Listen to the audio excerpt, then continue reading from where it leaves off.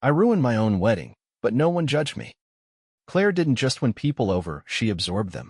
When I introduced her to my family, I expected the usual polite nods, the awkward small talk. What I got instead was my sister Rachel hugging her like an old friend and inviting her to lunch the next day. Claire just had that thing, whatever it is, that makes people want to be around her. My parents loved her. My mom called her elegant without even trying, and my dad said, "She's got presence," which coming from him was the equivalent of a standing ovation. And Rachel? Rachel practically adopted her. I remember one time early in our relationship when I called Rachel to vent about a stressful week and she brushed past it with, "You should bring Claire to game night. She's the only one who might actually beat me." I don't think I'd ever dated someone who felt so quickly and so completely accepted by my family. Not tolerated. Not approved of. Embraced. And that made me feel safe, like I could build something real with her. I was 30 when we met. She was 26. We weren't kids. We'd both had other relationships, but we didn't dwell on them. I never once asked how many boyfriends she'd had, and she didn't ask about my exes either. We treated the past like a closed book. The only thing that mattered was what we were building. And for 2 years, that felt rock solid. We moved in together after 10 months. Got a dog 6 months after that. I started leaving my toothbrush on her side of the sink, and she started labeling the freezer meals she made for Ethan, hands off, with Sharpie and a smiley face. It was easy, natural, like finding someone who fit the exact shape of your life without needing to rearrange anything. So when I proposed, it wasn't some big orchestrated performance. I took her back to the coffee shop where we met, small, old school, wood-paneled, and when she sat down, there was a little card on the table with her name on it. Inside was a photo of us from our first road trip, the one where the car broke down and we ended up sleeping in it, and under the photo I wrote, "I want 1,000 more disasters with you. Will you marry me?" She looked up, stunned, and there I was on one knee, ring in hand, shaking like hell. She cried. I did too. Rachel recorded the whole thing from behind a bookshelf and immediately turned it into a 45-second highlight reel that made everyone cry when we showed it at the engagement party. From there, everything was full steam ahead. We chose a small but beautiful venue, exposed brick walls, tall windows, lots of natural light. It felt warm, real. We didn't want some massive production with distant cousins we hadn't seen in years. Just about 60 people, all close, all meaningful. Every detail was a joint decision, and I loved that about us. We negotiated on flowers. She wanted soft tones. I didn't want it to feel like a funeral, and we compromised with lavender and eucalyptus. She picked the food tasting menu. I begged for the open bar. We spent hours building the playlist, arguing over whether certain songs were first dance appropriate or too cliché. And through all of it, she seemed happy. Not distracted. Not distant. Just excited. We'd sit on the couch and scroll through photographer portfolios while she rested her feet on my lap. She'd talk about the dress without giving away too much, and I'd smile like a kid on Christmas Eve just thinking about the moment I'd see her walking down the aisle. One night, about 6 weeks before the wedding, I started working on a surprise. Something just for her. I'd always been the sentimental one, and I wanted to lean into that. I dug through old photos, road trips, birthdays, Christmas mornings, even blurry selfies from nights we couldn't stop laughing, and I started assembling a slideshow. But it didn't feel like enough. So I added narration. My voice, quiet and raw, telling our story like it was a documentary of the life we were building. I recorded it in secret, usually at 2 a.m. with a blanket over my head so she wouldn't hear me. I talked about the first time she held my hand, the way her eyes lit up when she saw puppies, how she always did this thing where she hummed while folding laundry. I wanted it to feel like a love letter she could hear. I timed it to one of her favorite songs and planned to play it right after dinner at the reception, just before our first dance. She had no idea. Rachel knew, though. She helped me pick some of the music and kept suggesting photos that I'd forgotten even existed. "You know she's going to cry like a baby when she sees this," she said once. I hoped so. I wanted that moment. That collective gasp of emotion. Her face in her hands, laughing and crying at the same time. And then I'd take her hand and lead her to the dance floor, and the rest of our lives would begin right there. With everyone we loved watching. With our story glowing behind us. Everything was ready. The RSVPs were in. The dress was fitted. The vows were written. The DJ was booked, the officiant was confirmed, and the cake had been paid in full. We were in the final stretch. Claire's bachelorette weekend was the last big piece before the wedding itself. A few days at a lakeside cabin with Rachel and some of Claire's closest girlfriends. Nothing over the top, just a lot of drinks, bad music, inside jokes, and blurry group photos. Claire hugged me tight before she left and whispered, "Next time I see you, I'll be even closer to being your wife." She kissed me like she meant it. And I stood there in the driveway, watching her drive off with Rachel, not knowing that every single thing I believed in, everything I was building, was about to crack. Rachel showed up the morning after Claire's bachelorette weekend without warning. That alone was strange. My sister isn't the drop-in type. She texts if she's 5 minutes away just to make sure you're not in the middle of something. But that morning, she didn't text. She just knocked. And the moment I opened the door and saw her face, I knew something was wrong. She looked pale, tight-jawed. Her hair was still pulled into a messy bun from the night before, and she was wearing the hoodie she usually reserves for painting her hallway or chasing her kids around the house. No makeup. No hello. Just a flat, almost lifeless, "Can we talk?" I let her in without a word. She walked straight to the couch and sat down slowly, like the cushions might collapse underneath her. That scared me more than anything. Rachel was many things, loud, bold, quick-witted, but fragile wasn't one of them. I sat across from her, trying to pretend my chest wasn't already tight with dread. Something about the way she couldn't meet my eyes made me feel like I was about to be hit by a train. "I wasn't sure if I should tell you," she started, her voice low and unsteady. "I spent the whole night thinking about it. But in the end, you're my brother. I couldn't look at you and say nothing." She paused. I didn't say a word. I didn't ask a question. Just let the silence stretch, because I wasn't ready to fill it. Last night, at the cabin, Claire went outside for some air. It was late. Around 1. Maybe later. No one thought anything of it at first. But after a few minutes, I noticed she still hadn't come back in. I figured maybe she needed someone to talk to, or was throwing up from too many tequila shots, so I went looking for her. Rachel stopped there. She looked at her hands like they were shaking, though they weren't. She took a breath and then set it straight. I found her outside, behind the cabin, kissing someone. The world tilted. Not a little. Not metaphorically. It felt like the entire room tipped sideways for a second. I blinked, slow. "Who?" I finally asked. The word felt foreign in my mouth. "You've seen him before," she said. Tall, dark hair. He stopped by her office once while I was picking her up. I didn't think anything of it at the time. But then she told me later that was her ex. She waited. Let it sink in. The college one. The one she said she had history with, but it ended messy. "You remember?" I did. Barely. Claire had brought him up once in a vague, dismissive way. "We don't talk," she'd said. He moved. Ancient history. And I believed her. I never pressed. Why would I? We didn't dwell on exes. That was part of what made our relationship feel clean. We left the past in the past. Except she didn't. It wasn't a quick thing, Rachel said. It wasn't a slip. They were close. Hands on each other. Comfortable. And when she pulled away, she smiled. I wanted to throw up. My stomach felt like concrete. "You're sure?" I asked, instantly regretting the question. Rachel just gave me a look. Then she pulled out her phone, opened her photos, and turned the screen toward me. I wish I could forget what I saw, but I won't. Claire. In the dress, I watched her twirl in before she left for the trip. Her arms around his neck, his hands on her waist. Their faces tilted together in a kiss that was anything but innocent. Her eyes closed. Her body relaxed. There was no guilt, no struggle, no accident. It was intentional. It was real. I stared at the photo like it was a trick, like the pixels would rearrange themselves and reveal something else. But they didn't. Rachel didn't say anything. She just watched me. And finally, in a soft, almost angry voice, she added, "Did she really expect my sister not to tell me anything?" That sentence lodged in my ribs like a knife. Because it was so obvious. So stupidly obvious. Claire had gotten so close to Rachel. They had weekly coffee dates. They planned parts of the wedding together. They laughed behind my back like sisters. And she thought Rachel wouldn't say anything? That Rachel would protect her, not me? Claire underestimated the wrong person. I put the phone down on the coffee table and leaned back. My hands were cold. My throat dry. I could feel my heartbeat in my teeth. I didn't cry. I didn't speak.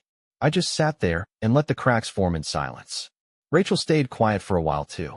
I didn't tell her I saw, she said. I wanted to, but I knew she'd spin it. Make excuses. Pretend it didn't mean anything. So I waited. I came to you first. Because you deserved to know before she started lying to your face. I nodded slowly, still silent. I felt like I was watching my own life through a screen. Like none of it was real. But it was. Claire cheated. With her ex. The week before our wedding. Do you want me to call people? Rachel asked gently. To cancel things? I'll do it. I'll take the blame if you want. Just say the word. I looked at her. No, I said. Not yet. She blinked. You're not going to? I said not yet. I didn't explain. I didn't know how to. Something in me had gone quiet, like a cold engine switching on. Rachel didn't argue. She stood, gave my shoulder a light squeeze, and walked to the door. I'm here if you need me, she said. Whatever you decide.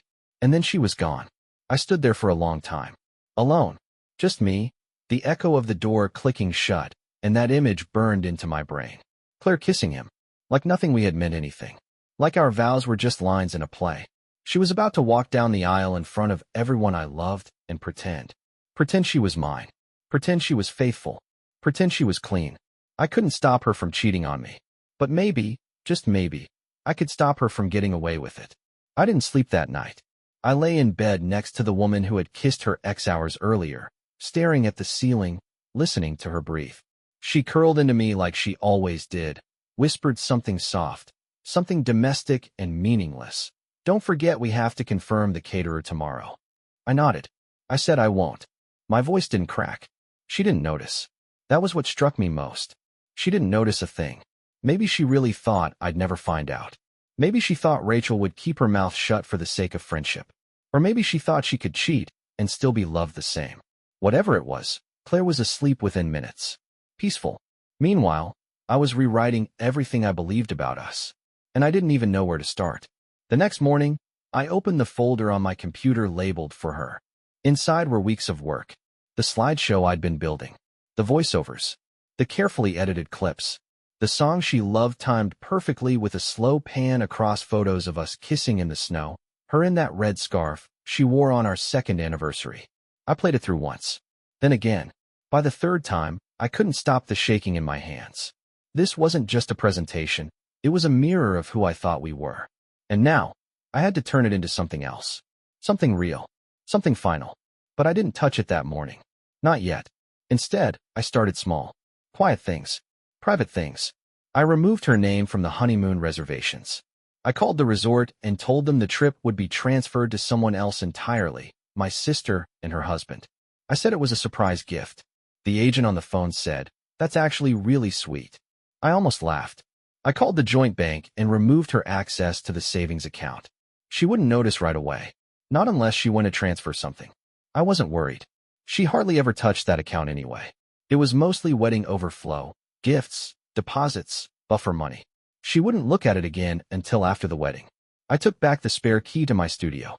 I logged out of everything that had my passwords saved. I backed up my phone and deleted old voicemails that once made me smile. Every step was surgical. No theatrics. Just clean cuts. Rachel helped me rewrite the presentation. She didn't say much. She just sat beside me with a folder of photos and a silence that said she knew I needed this. We left most of it the same, at least the beginning. All the smiles, all the remember when shots, all the voiceovers I'd recorded weeks ago. But we rewrote the ending.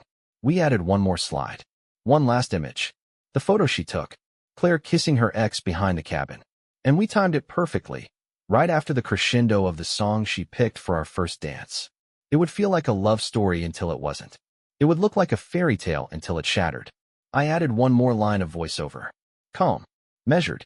Some people say love is blind. I think love sees everything. It just chooses to believe the best in people. But when belief dies, the truth has to stand on its own. I played it back. Rachel sat still. Then she said, "She's going to lose her mind." I didn't respond. I didn't want to enjoy it. That's the part that made it worse. I wasn't doing this to humiliate her for fun. I was doing it because it was the only way to breathe again. The only way to walk away without wondering if I should have said something, shown something, done something. I wasn't going to scream at her.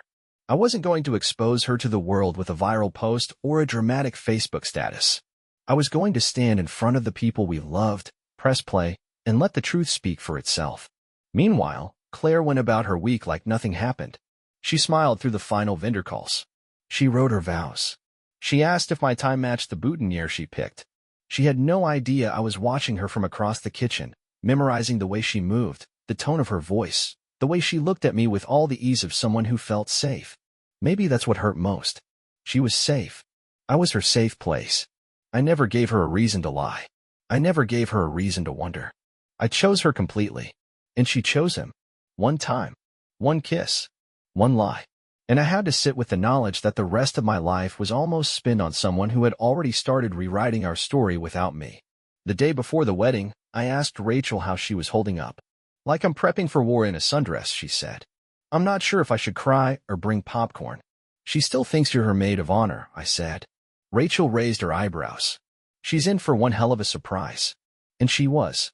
Because I wasn't just going to say no. I was going to say it after everyone saw exactly why.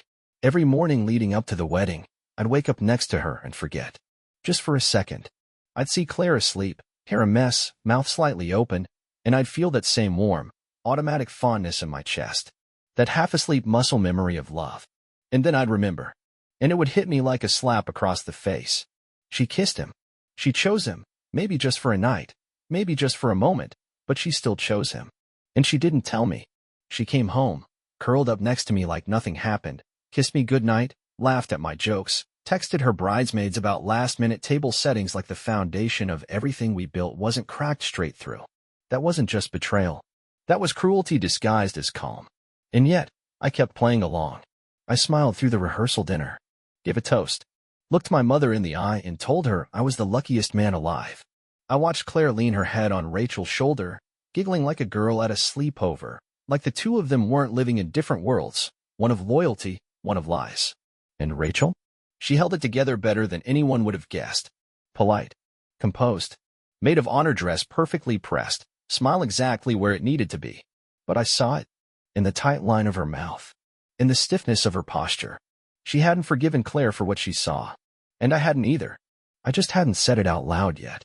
Claire pulled me aside after dessert, hugged me, whispered, "Can you believe it's really happening?" I swallowed hard and said, "I can." And I meant it. I could believe we'd reached the finish line.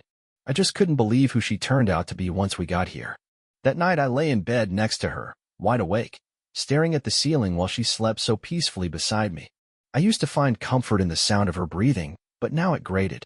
It sounded like arrogance. Like she knew she'd gotten away with it.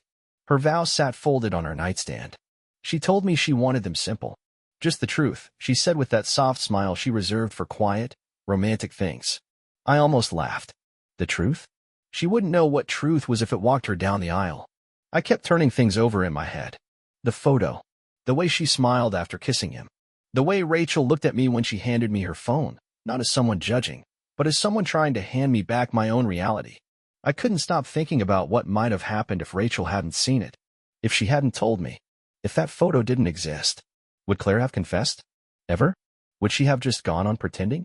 Lying? Kissing me good morning with his hands still imprinted on her hips? I didn't know what hurt more, what she did, or how easily she walked back into my arms afterward.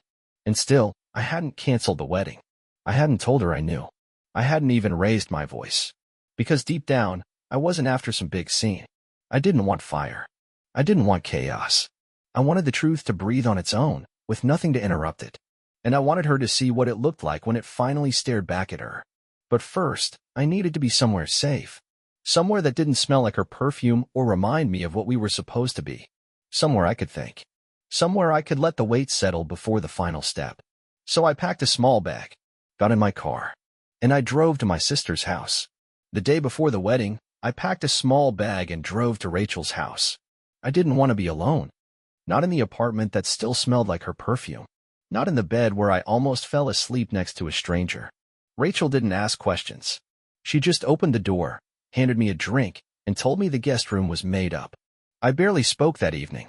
I sat on the couch, watching her kids run laps around Derek, letting the noise replace the thoughts in my head. The pain was quieter now. Not gone, but dulled. Muted by resolve. At one point, while Derek was helping the kids settle in, Rachel sat beside me and asked, "You sure you want to go through with it?" I nodded. She needs to see it. They all do. You're stronger than I'd be, she said. If Derek ever pulled something like that, I'd light his wardrobe on fire and send a group text. I actually smiled at that. You're the only reason I even know, I told her. You didn't just save me, you gave me time to think, to breathe. I don't even know how to thank you. She waved it off, but I stopped her. Actually, I do. I reached into my bag and pulled out the envelope with the original honeymoon info. Plane tickets, hotel booking, spa package I'd stupidly paid extra for. I slid it across the table. You and Derek leave next week, I said. It's all still valid. And I don't want to cancel it. I want to give it to someone who deserves it. Rachel's eyes went wide. Ethan, no, I cut her off gently. This was supposed to be a reward for surviving the chaos. For getting to the other side. You got me there. So go. Relax. Be with someone who actually loves you. Celebrate for me. She didn't cry. Rachel never cries when you expect her to. But her voice cracked when she said, you really are too damn good. You know that? Derek came in a few minutes later, and when Rachel told him, he just clapped me on the back and said, we're not taking that unless you're 100% sure. I've never been more sure of anything, I said. And I meant it. That night, I lay in the guest room, staring at the ceiling fan spin in slow, lazy circles. The house was quiet. Safe. Real. No pretending. No secrets. Just a brother sleeping under the roof of someone who would never lie to him. I didn't sleep much. But I didn't cry either. In the morning, I woke up early. Got dressed. Buttoned the shirt she helped me pick out months ago. Looked in the mirror and saw someone I finally recognized again. The flash drive was in my jacket pocket. The suit fit. The stage was set. And today, I wasn't walking into a wedding. I was walking into the end. The morning of the wedding felt like standing in the eye of a hurricane. Everything was still. Too still. Claire was radiant. Truly, she looked like every romantic cliché had been written for her. Her hair pinned into soft waves, her dress hugging her perfectly, skin glowing like she'd been airbrushed by the gods. And the worst part? It hurt how beautiful she was. How calm she seemed. How normal it all felt. Are you nervous? She asked, smoothing down my lapel while we waited for the cars. A little, I lied, smiling. Just ready to get through the day. She laughed like it was charming, kissed me on the cheek and said, I can't wait to be your wife. That made me flinch. Not on the outside, just somewhere deep in my gut. But I didn't show it. I couldn't. Not yet. The venue was just as we pictured. Brick walls, warm wood, candles flickering on every table. The guests filtered in slowly, close friends, cousins, parents, a few coworkers. Intimate, personal. Just 60 people, all here to witness what they thought would be the happiest day of our lives. If they only knew. Rachel was flawless in her maid of honor dress. Cool, collected, not a crack in her expression.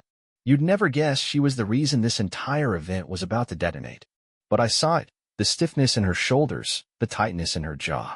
She kept it together for me, and I loved her for that. I couldn't have done this without her. The ceremony began right on time. The music swelled. Everyone stood. Claire walked down the aisle with that same blissful smile, like she believed in every step. Maybe she did. Maybe she thought it was behind her. That no one knew. That it didn't matter anymore. But I knew.